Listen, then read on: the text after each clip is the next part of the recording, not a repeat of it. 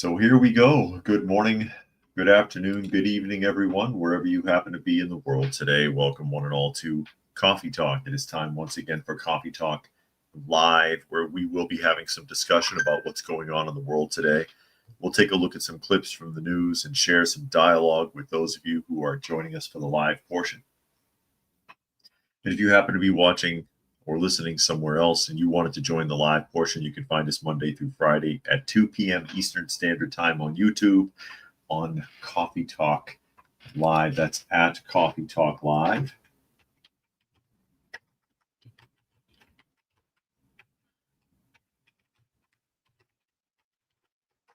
So please do join us there. As always, I do try to read through as many of the comments as is reasonable.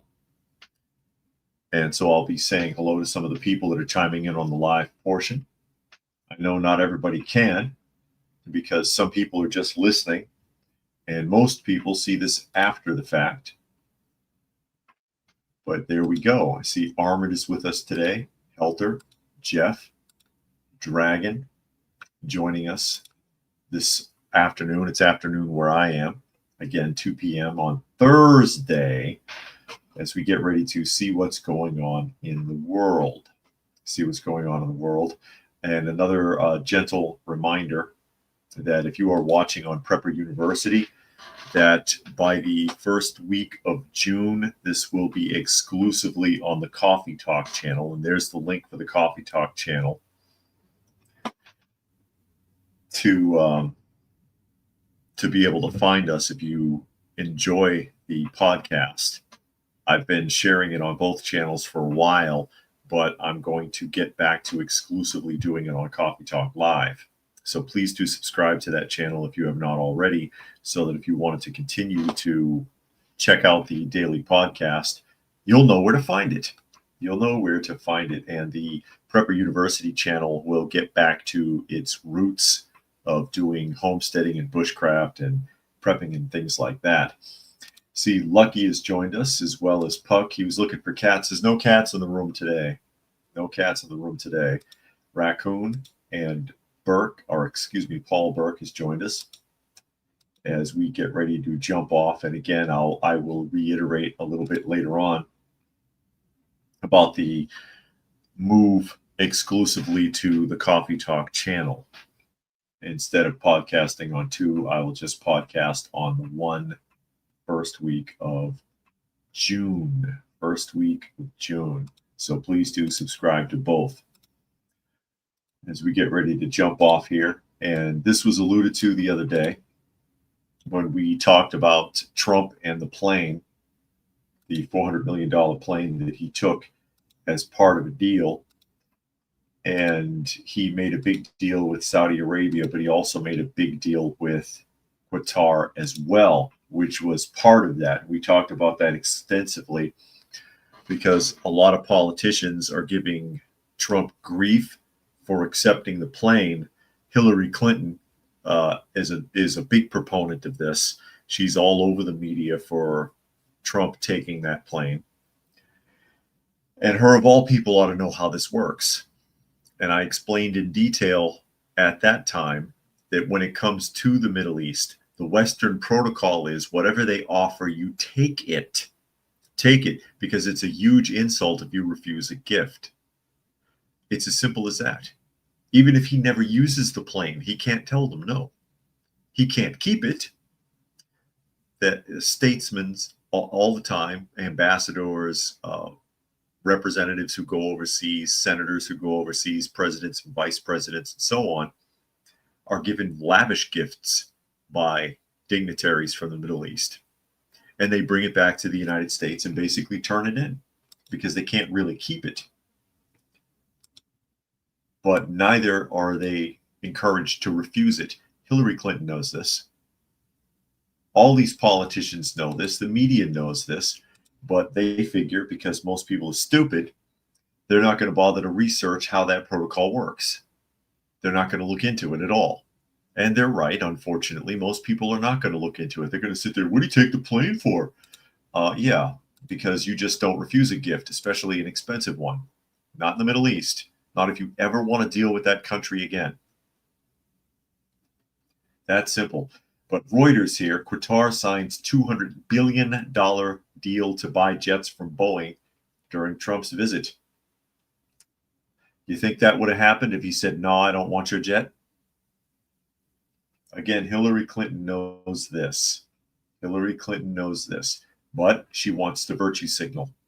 Qatar signed a deal on Wednesday to purchase jets from U.S. manufacturer Boeing for Qatar Airways during President Trump's visit to the Gulf Arab country. Trump said the deal was worth $200 billion and included 160 jets. Trump and Qatar's Emir Sheikh Tamim bin Hamad Al Thani witnessed the signing ceremony in Doha. The deal was announced during Trump's second stop on tour of Gulf states after he struck a string of deals with Saudi Arabia Tuesday. Trump said Boeing CEO Kelly Ortberg told him at the signing ceremony that it's the largest order of jets in the history of Boeing. There you go. Wouldn't have happened if he had said, no, I don't want your shit. Would not have happened. And Fluke Man has joined us, as well as Caps. Glad to see you today. Hope everything's well. So that was what, $600 billion deal from Saudi Arabia and another $200 billion deal from Qatar. And look at that, which is exactly what Trump has been trying to do during his administration. But he can do no right, no matter what he does. People are going to bitch and moan about it and complain like he's a complete failure or he's evil simply because he is Trump. That's what they're now referring to as Trump derangement syndrome, where you automatically assume everything he does is bad. But then you see Biden, Hillary Clinton, Maxine Waters doing things that are insane, and you give it a pass because you're nature nerd. Says, what does it say about Boeing that other countries have better, newer planes than Air Force One, and it will take 2 years to retrofit Air Force One? Boeing couldn't wait for Boeing to hurry up, and that's how we ended up with Qatar's plane in the first place. Boeing, of course, under all sorts of investigation. I don't know about Boeing. I mean, it's nice they got a deal. I know there's been a couple of whistleblowers that met with untimely demise. We read those stories. I mean, it's good if it's going to bring jobs to the United States or bring revenue to the United States. But yeah, Boeing is questionable.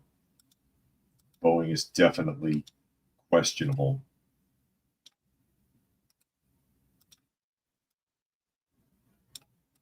Also, you remember Thanadar, the state senator. He's a senator, right? Thanadar, who was motioning for an impeachment on Trump. Tried it again while Trump was overseas. It's pretty cowardly, sort of a backstabbing thing to do. He tried to motion that again. You know, Thanadar, the dog killer, the guy who murdered beagles and monkeys in his laboratories until the laboratories were shut down because they were going bankrupt. And then he just abandoned the animals there, told them to just lock up, and he didn't care, which has come to light recently. And he has the nerve to worry about impeachment. Thanadar with the bad the bad toupee, remember? Yeah, there you go. Lucky says, remind of what Boeing did in World War II. Does anybody remember? Let's see if anybody remembers. But Thanadar, the congressman, Shri Thanadar, right? I'm looking for him. He's got like the worst toupee. He really needs to talk to whoever sets up William Shatner with his toupee, because it looks like a sail. Nobody's hair is this bad on purpose. Hold on a moment, and I'll open up an image of him really quickly. For those of you who can say, there's Thanadar with his football helmet toupee. I swear that's a hairpiece. I'm waiting for a gust of wind to lift him up off the ground. Flukeman says he thinks it's rude not accepting gifts in general, but keeping it is a whole different matter. If I were Trump, I would use one that's manufactured in the U.S. As opposed to one made in another country. But yeah, and of course, he's not going to keep it. And D-Lo has joined us, as well as JJ. JJ, you're looking at Thanadar, if you can see. And of course, Thanadar is the congressman who, hold on a moment, the congressman who keeps trying to impeach Trump. And he was voted down again, a second time. And of course, also, he did this while Trump was overseas because he's a coward. And he's also a butcher because he used to run pharmaceutical laboratories where they experimented on dogs and on monkeys.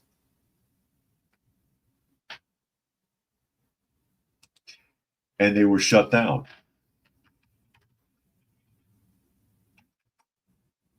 And when they were shut down,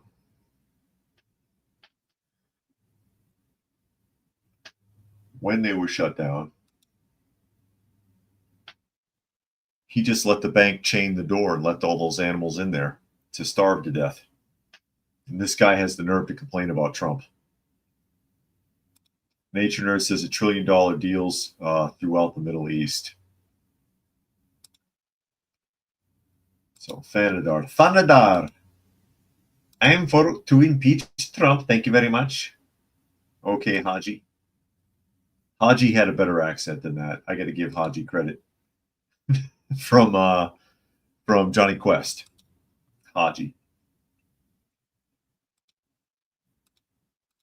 But we're going to go ahead and we're going to get out of all of that. We're going to go to the EPA, which ties somewhat in with what we're talking about today. And this is an Associated Press article talking about rolling back forever chemical drinking water rules. And it's not what you think. It's not what you think.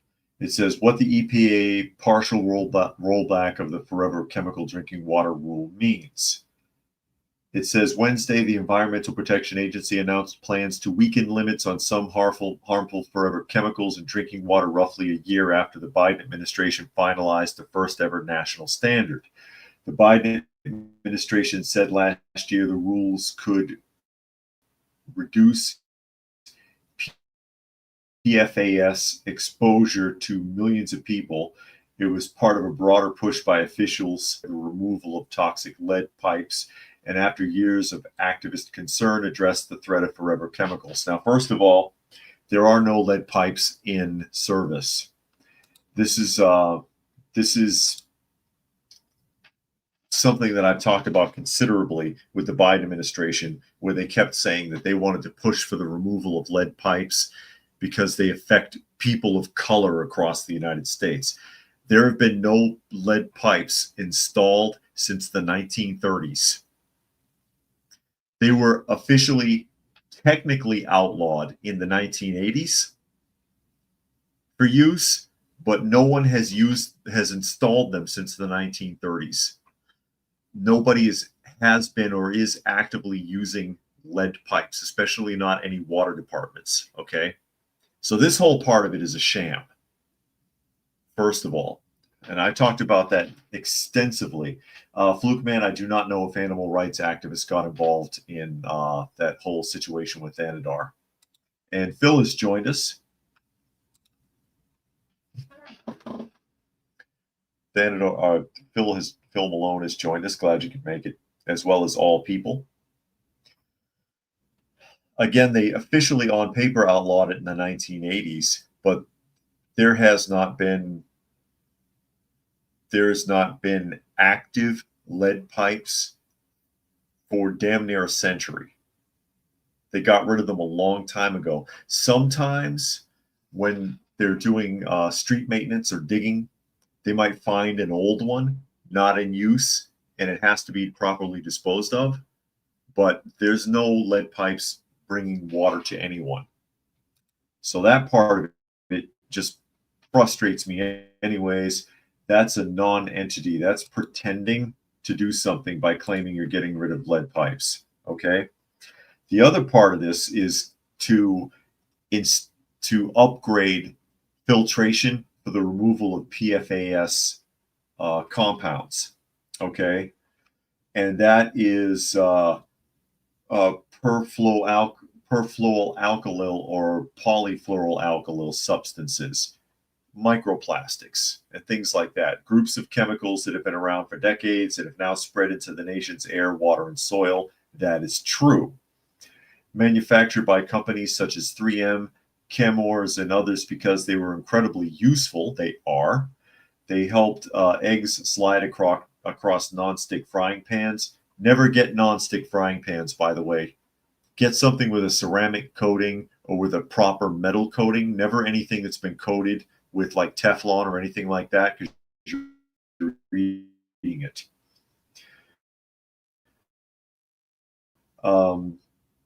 Insured firefighting foam suffocates dry, blah, blah, blah, blah, blah. So all that's really happened here with the EPA is they've moved up the timeline for these water purification plants to be able to install systems that would potentially reduce or block these types of chemicals from seeping into specifically drinking water, because it's not like it's an additive. It's not like the whole argument about fluoride, where you can literally tell them stop putting fluoride in the water and they'll just stop, which, believe me, anyone who works in a water treatment plant wishes they didn't have to do it. Again, I wish my wife was here. She could explain that in better detail because of her interaction with water treatment plants when working for the state of Georgia. In this instance, they have to fabricate a whole new system of filtration, and it couldn't be done in the timeline that the executive branch under Biden had set forward for the EPA. Couldn't be done. You're just setting these places up for failure so that you could fine the hell out of them until they can't function, which is what Biden is best at.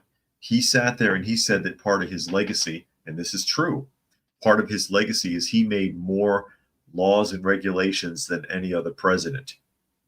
Second to Biden for laws and regulations is Obama, and he had 2 full terms to do it.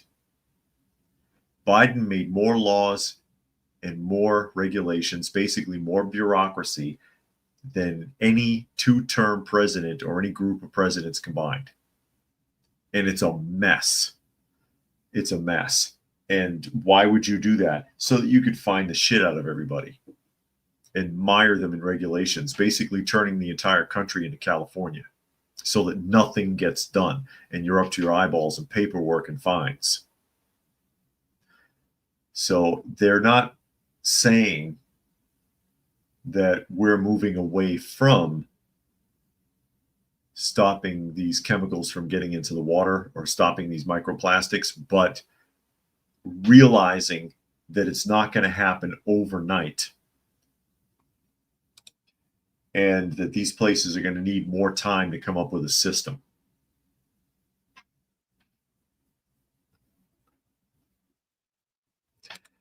Screw says they want to create bastards so they can become family to the government. Well, the government wants to be your parent. Government wants to be your parent.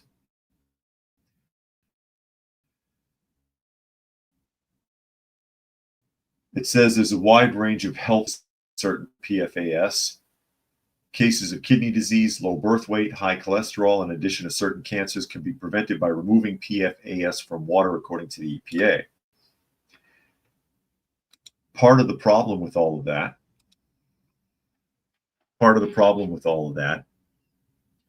is the whole recycling, which I've talked about at length, ad nauseum, really, in the past. That recycling doesn't work, and they know it. The recycling of plastic does not work. It all ends up in landfill. Most of it ends up in landfill. most plastic products, especially anything used for food service, plastic bottles for water, soda, plastic containers for your TV dinner, whatever, are non-recyclable. It means they get shredded by these so-called recycling facilities and sent right to the landfill, and it just helps to continue to contaminate everything. All of these recycling facilities are plastic anyways, or on life support from the federal government. It's where 90% of their income comes from, your tax dollars. That's true corporate welfare. I say it again.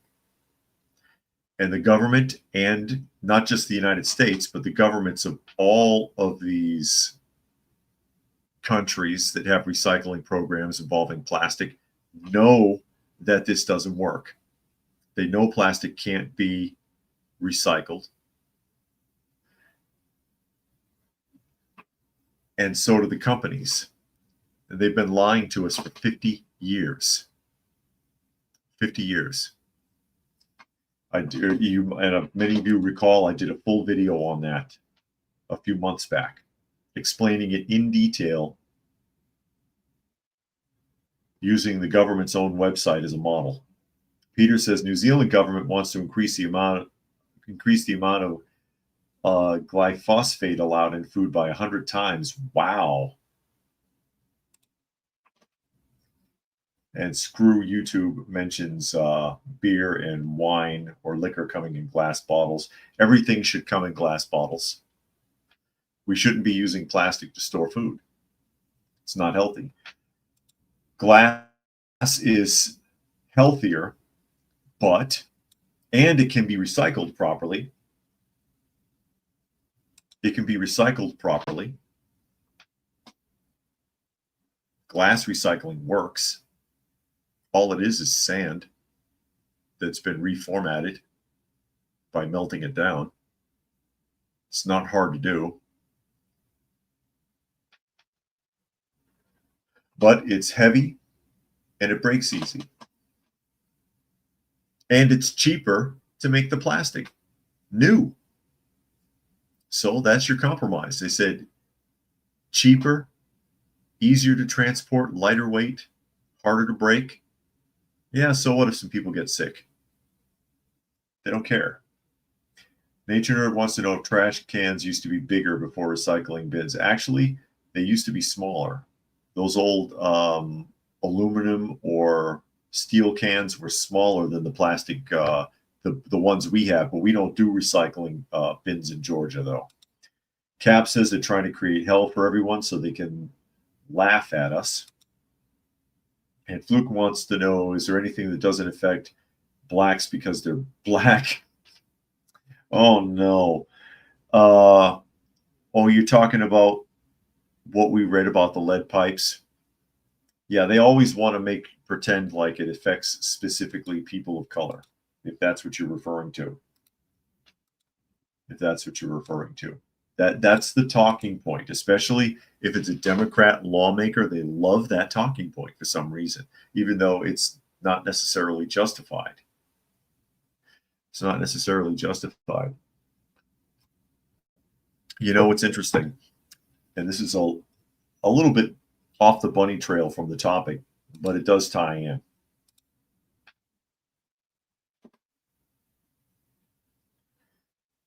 Peter says plastic can be recycled, but it's expensive and cheaper to make more plastic. Well, most plastic cannot be recycled more than once.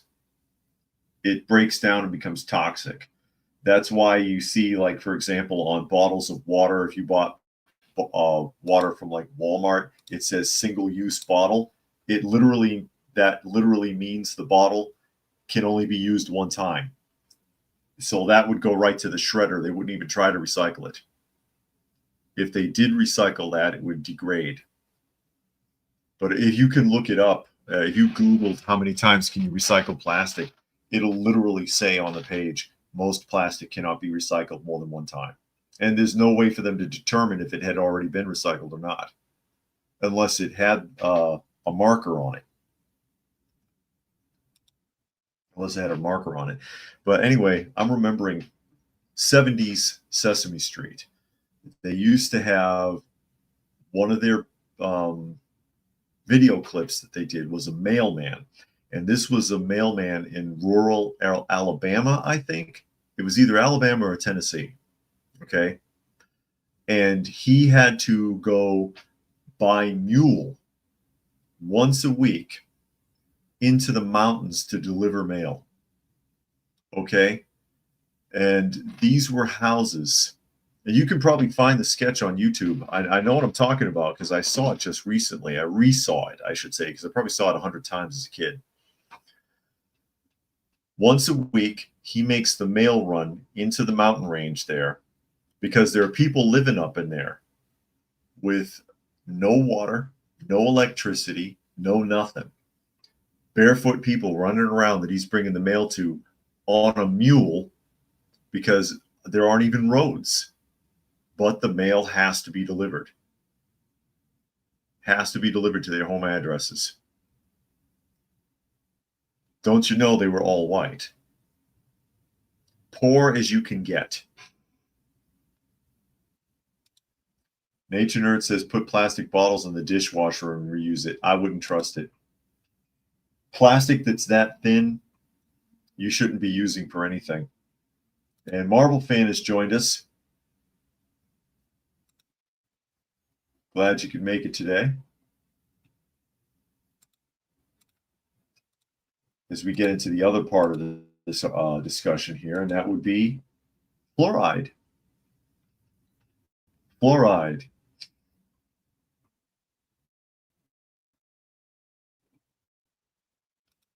And again, I wish my wife was here because her interaction with people that work in water processing plants and digesters and places like that, they do not like working with the fluoride because they have to wear respirators, they have to wear suits. It's very toxic to breathe, to touch, and highly caustic to the point where if any of it is spilled on the floor, it eats right through the floor immediately. Stuff's very dangerous. But yeah, let's pour it in the drinking water for everybody to just enjoy. Marvel Fan wants people to give thumbs up. Please do. Please do. This is a CNN article. FDA moves to take prescription fluoride supplements off the market. Why the hell is anyone taking fluoride supplements? As if it isn't everywhere else. The U.S. Food and Drug Administration says it is starting the process to remove prescription fluoride tablets and drops from the market. Who is using this? Who needs fluoride tablets? These products are typically prescribed for babies and children who are at high risk of tooth decay because they drink water that doesn't contain added fluoride. God help us. In Utah, for example, state health officials released guidance this month urging residents to learn more about fluoride supplements after municipal water systems were banned from adding the mineral to water. In a news release on Tuesday, the U.S. Department of Health and Human Services says that ingested fluoride has been shown to alter the gut microbiome. Other studies have pointed to an association between fluoride and thyroid disorder, weight gain, decreased intelligence. They've never been formally FDA approved. That is fluoride. Never been formally FDA approved.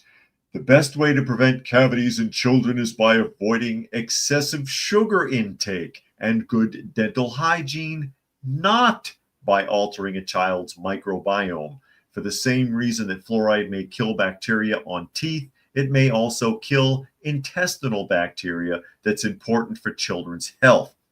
And that's a quote from FDA Commissioner Dr. Marty Makary. So the FDA, which allows for the damn fluoride in the first place, admits it doesn't work. Gotcha. Quote again, I am instructing our Center for Drug Evaluation and Research to evaluate the evidence regarding the risk of systemic fluoride exposure from the FDA-regulated pediatric ingestible fluoride prescription drug products to better inform parents and the medical community on this emerging area. When it comes to children, we should err on the side of safety, you would think. Fluoride is a mineral that can be found naturally in some foods and groundwater. Yeah, now that we've been contaminating everything with it for decades, I'm sure it is.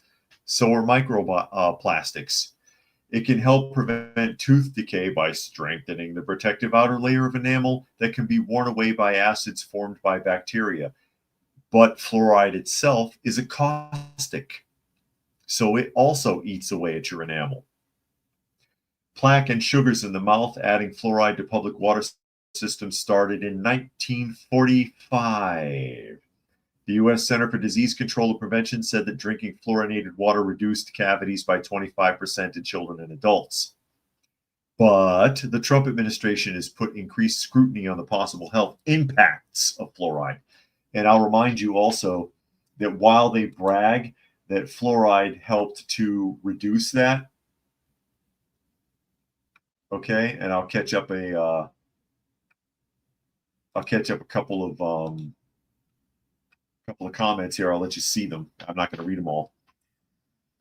They claim that since 1945, adding fluoride has decreased cavities by 25%. All right, fine.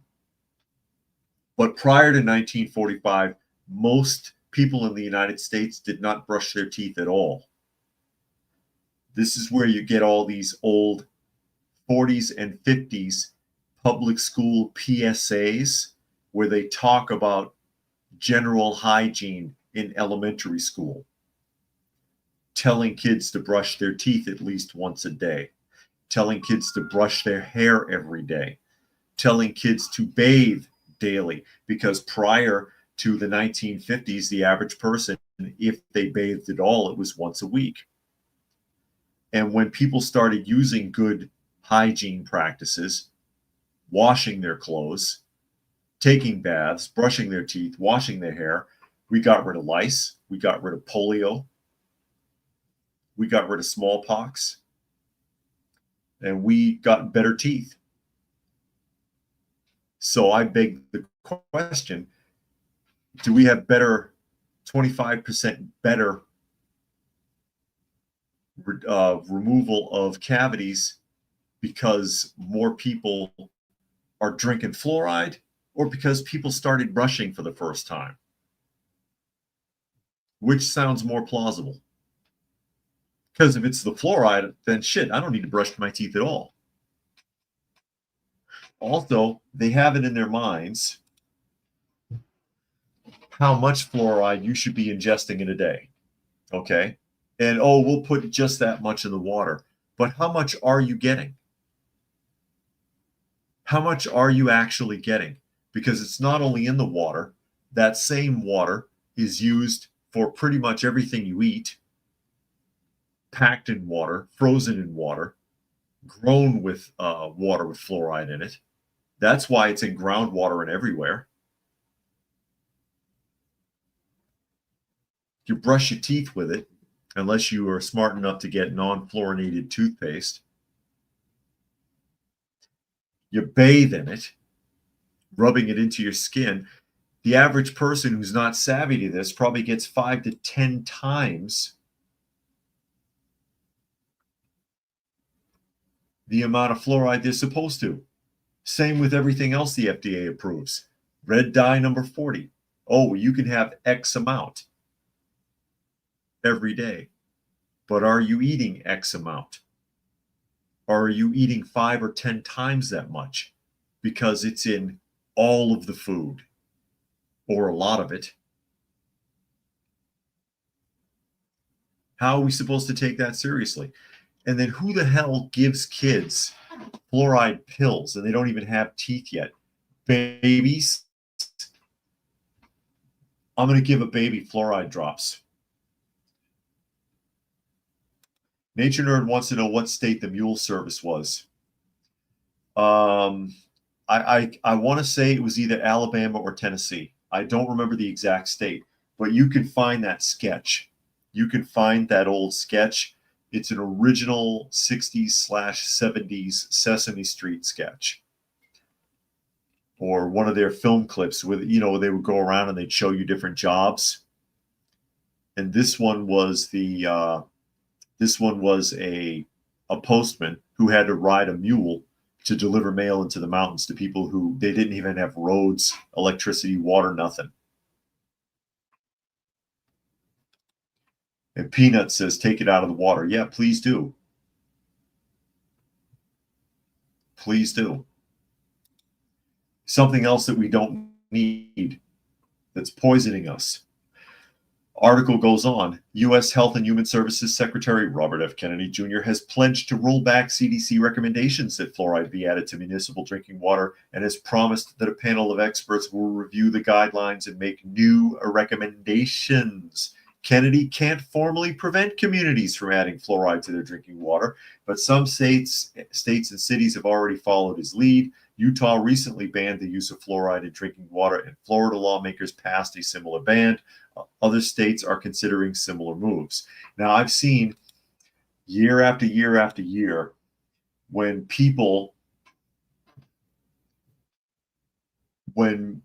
they have the vote for fluoride in different communities across the country, the people come out in droves to protest it. They want it out of their water.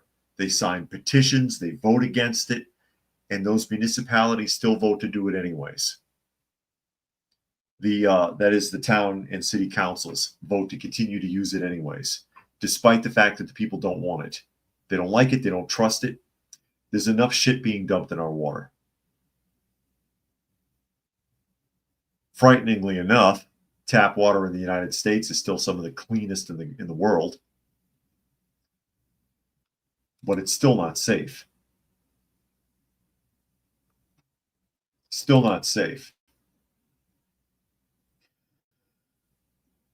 Quote, and this is RFK Jr. talking.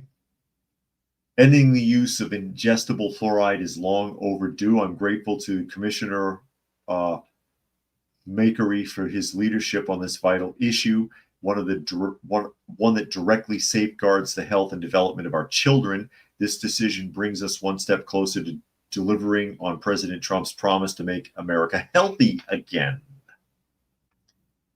Healthy again.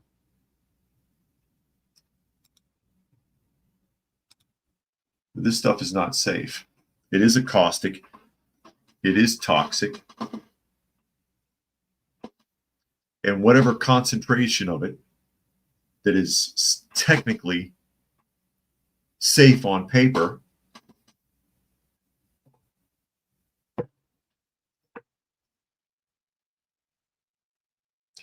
you're probably getting 5 to 10 times more than you should. Peanut says their doctor prescribed it and caused stains on her teeth. I was told it was from too much fluoride. There you go. And all people had suggested that earlier also. Yeah, why? Because it's a caustic and it eats through the enamel. And Peter makes a good point. He says kills the good oral bacteria also, which is why you shouldn't use mouthwash. Yeah, what mouthwash should be a last ditch effort. Excuse me. You shouldn't be using mouthwash constantly. Although some people damn well need it, trust me. Some people have boo-boo breath. And Freeman says hemp plastic is biodegradable. So is plastic that's made from corn. It dissolves over time because it's basically a solidified oil. But nobody wants to do that because it's expensive. Marvel fan says people are getting more and more stupid. Yeah, you noticed? That's why I'm happy staying home with my comics, toys, and old movies. I don't blame you. I don't blame you. Nash thinks we have to do a water boycott. Well, it's kind of hard to not take water. And then a lot of municipalities want to make it illegal for you to collect it yourself. They want to make it illegal for you to collect the water yourself. Oh, you can't collect rainwater in this state. Can't do it here. Can't do it here. because mosquitoes, or they'll come up with some kind of bullshit excuse why you shouldn't collect your own rainwater. Basically, they just don't want, they want to maintain a monopoly. You should be able to collect rainwater as long as you're being responsible with it. Who the hell cares what you do with freaking rainwater? I don't know if they do it in Europe, Nature Nerd. Fluoride, that is. I don't know why that is, or if they do that. But that's enough diatribe about fluoride. I'm going to jump to an Associated Press article talking about Harvard University. I got a kick out of this.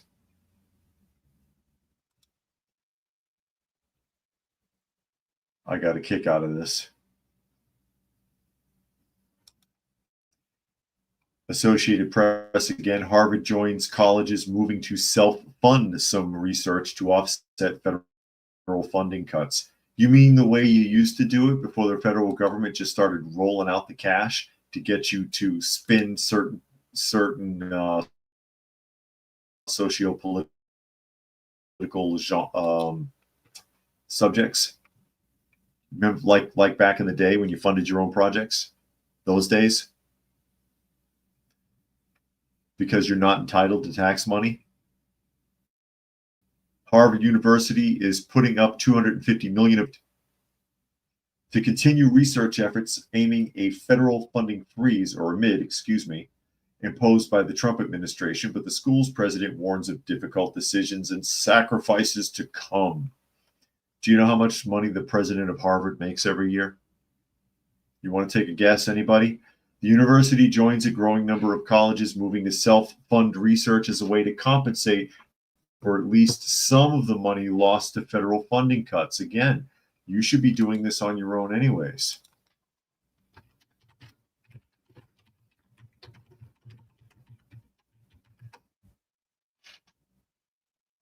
You should be funding this anyways. You know that the deans in Harvard University make $1 million salaries. How do you justify that?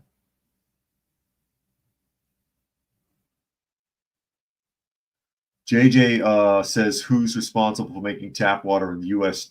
drinkable? I've lived in other parts of the world where it's not advisable to drink water from the faucet. Each township all across the country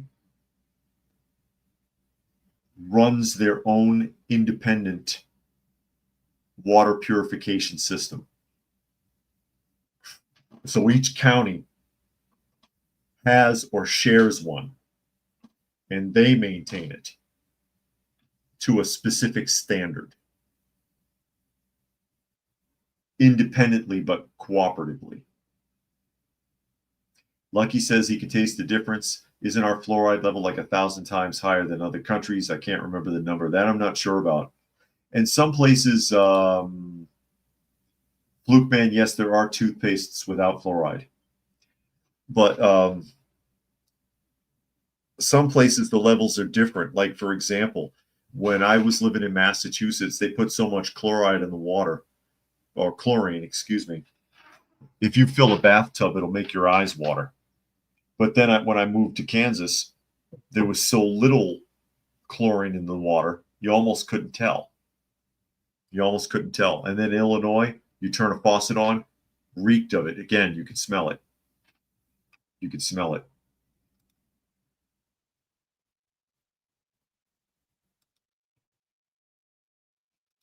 And Peter suggests part of the problem, people brush way too hard. It would only need light pressure on the teeth, light pressure, but you should brush your gums hard because your gums should be toughened by that. Says, goes on to say, Johns Hopkins University started offering grants up to $150,000 a year to faculty facing unexpected federal research funding disruptions. In a campus message Wednesday, Harvard President Alan Garber laid out a plan to maintain some research operations affected by the university's loss of more than $2.6 billion in government grants. And again, they should be funding this stuff themselves. They make enough money. If they're going to redirect $250 million from their surplus to research, how much do they have? And again, I thought they were a nonprofit. Where did all that come from? And then their president, who again, I think that guy makes a $2.2 or $2.4 million salary anyways. Lucky says he woke up drinking beer this morning. So you're Oscar Madison. If you recall from the old Odd Couple, Oscar Madison used to rinse his mouth out with beer when he brushed his teeth. I can't imagine that tasted too good. So to alliterate on what I was talking about with these salaries, we're going to go to another Harvard-related article here. And this one is a Bloomberg article that's going to talk a little bit about their salaries, about how much they actually make. How much they actually make. Bloomberg, Harvard paid its endowment chief $6.2 million. It also paid their ex-president $1.4 million for 2023. Who gets $6.2 million a year for doing what? I thought this was a nonprofit. I thought it was a nonprofit. I thought they weren't going to survive without that federal money. It sounds like there's plenty to go around. Harvard University reported compensation of $6.2 million to the chief executive officer of its endowment, in line with the previous year, while former president Claudine Gay, you remember she got terminated, got about $1.4 million before she resigned abruptly in early 2024. That $1.4 million was to compensate her for 6 months of work. Gay's 6-month tenure, there it is, as president ended when she stepped down amid allegations of plagiarism.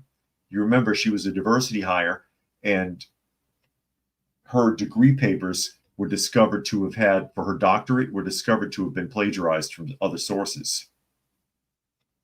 And criticism of her disastrous response in congressional testimony over whether calling for the genocide of Jews would go against university policy.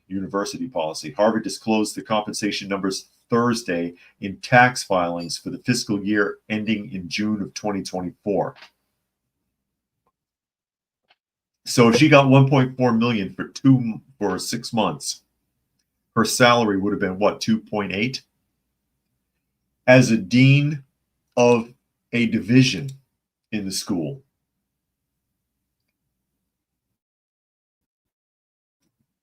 And then their chief executive officer got paid $6.2 million. How do you justify that? How do you justify that? But you need money. You want our tax money. You want our tax money to do what? Pay yourselves? And then you keep raising tuition. You got money rolling in like that you could pay millions in salaries. People are getting upwards of $1 million in salaries.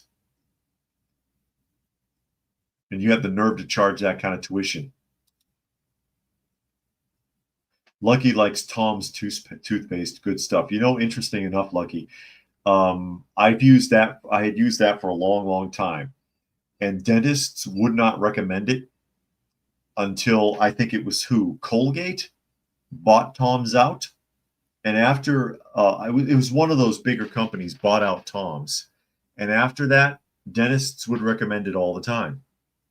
They wouldn't recommend it when they didn't have a sponsor. And Big Red is here. Says, good afternoon from Nebraska. Omaha just elected a new mayor, not because of his policy proposals, but because, he's a diversity hire. Headlines all said Omaha's first black mayor and nothing else. Nothing about his mayor. Incredible. And Jane is here. Glad you could make it. And Peter says Harvard's president Garber also makes millions on corporate board membership, including from Big Pharma. Yeah, because there's side money. There's plenty of side money.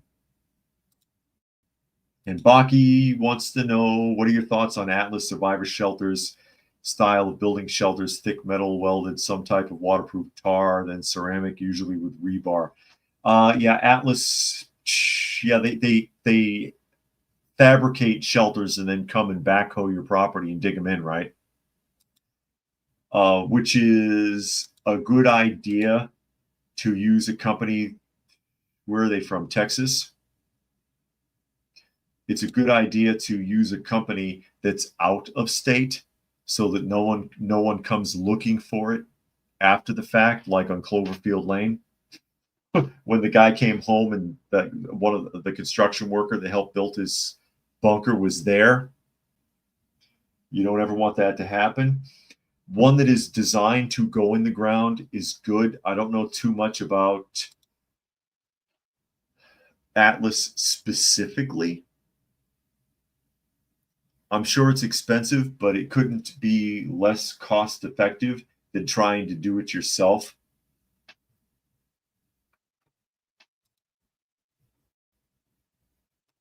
But yeah, if you are going to get a bunker installed, I always recommend getting it professionally done, not to look for shortcuts. If you guys know me from Prepper University, you know what I'm talking about. That people always want to look for shortcuts. They want to bury shipping containers. They want to bury school buses. They want to bury campers. Those are death traps. They're either going to implode or they're going to absorb water. Something bad's going to happen to you. It's a bad idea. You would have to build a shelter to put those into in order to make them secure. Not recommended. And I've also covered doing septic tanks, because that's a bad idea too. That's a bad idea too, because you don't want to you don't want to be in an underground septic tank. They could also implode because they're supposed to function on the concept of negative pressure. If there's nothing in the tank, there's nothing to keep it from falling apart, or it'll float to the top. It'll float to the top. But those are the kind of salaries these guys are getting while they're saying that they don't have enough money to function and somehow are nonprofits. Peter makes their own toothpaste. That's interesting. Fluke Man wants to know if Colgate, was it Colgate, kept Tom's toothpaste ingredients? I forgot who bought them. They didn't change it. They didn't change anything as far as I understand. They just bought them. They just bought them out. And then suddenly dentists recommended it. Just like that. Frankie says a couple of months ago there was a recall on Tom's toothpaste due to some contaminated equipment. I could see that. I don't know if I heard that. But yeah, I mean, that does happen. That does happen. So there we go.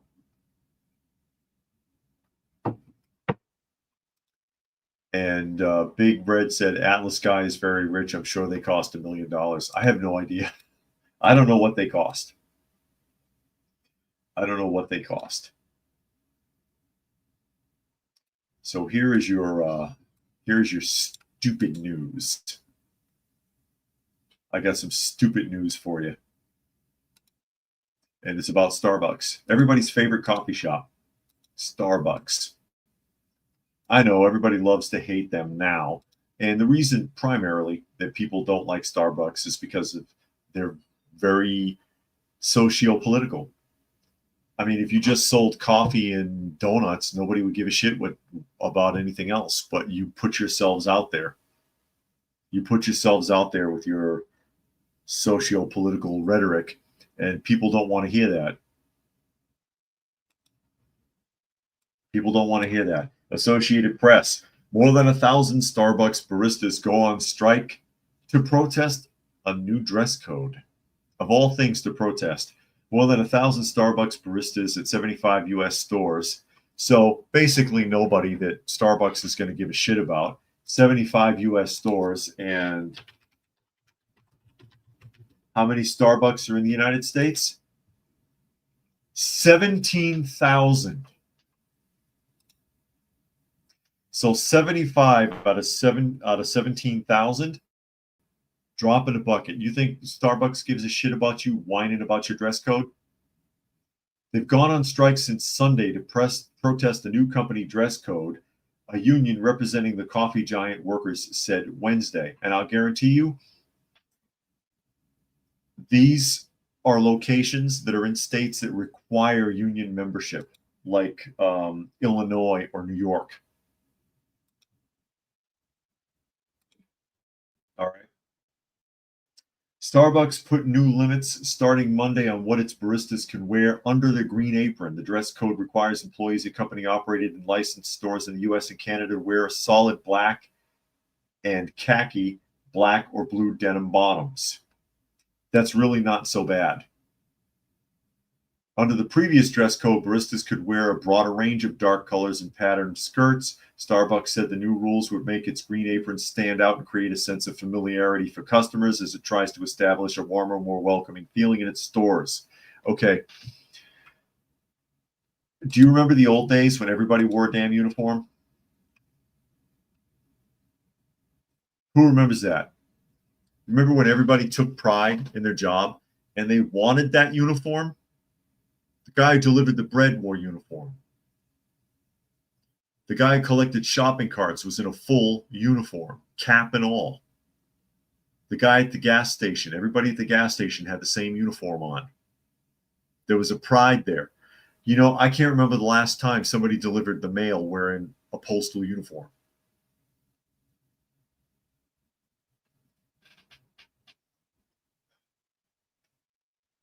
I can't remember the last time.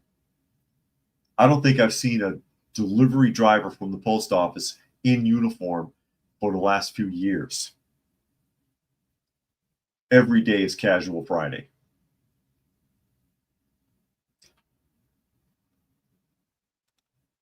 Every day was Casual Friday.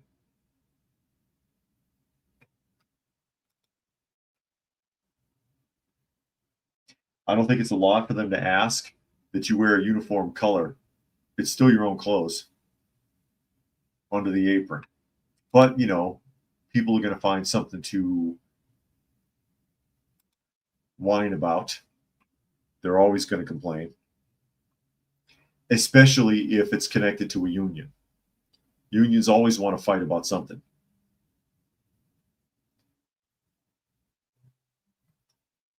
That way they can pretend to be doing something for their workers, because they sure as hell don't care about them.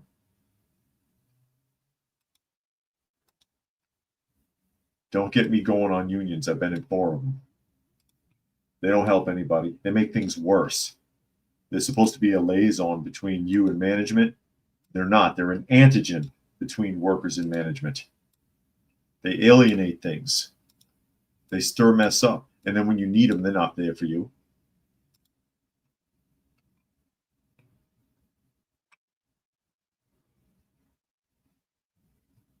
They're not there for you anymore.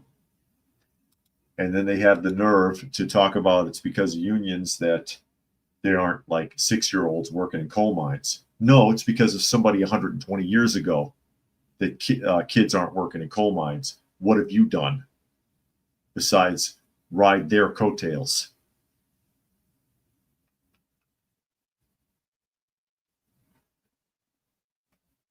Seriously. The unions in the United States have outlived their usefulness, quite frankly. As we cascade into the debt clock, this is the national debt clock, usdebtclock.org. I do recommend checking it out to see where Doge is at, with current projected savings at $434 billion. It looks like it'll hit 435 by this evening. That's a good thing, because it saves projected average per taxpayer $3,866 less that you'll have to pay in taxes over time. Drop in the bucket to the national debt but it helps. It helps. I will also remind everyone, again, I have to keep reminding you because I don't want anyone to miss us, that I am currently podcasting to 2 channels. But as of the first week of June, I'll be walking that back to just Coffee Talk, and that's the channel on the screen at Coffee Talk Live on YouTube. I'm also on Prepper University, but again, first week of June, I'm going to be backing that off and rededicating that channel to its original intention. I had put it, I'm sure most of you have heard this by now, I had put it on Prepper University really to save the channel because of how badly YouTube was screwing it up. And it's time to start pulling that back. It's time to start pulling that back and get back to bushcraft and homesteading and gardening and prepping stuff. So there we are. What more can I say? Thank you, everybody, for joining us here today. Again, you're listening to and or watching Coffee Talk, and you can find the live portion Monday through Friday at 2 p.m. Eastern Standard Time on Coffee Talk on YouTube. You can find me on at Coffee Talk Chat on X. You can find me on fistfulofradio.com, podcasting out of Atlanta. So thank you, everybody, for joining us here today. As always, hope you got something out of the conversation. And we will catch you again tomorrow.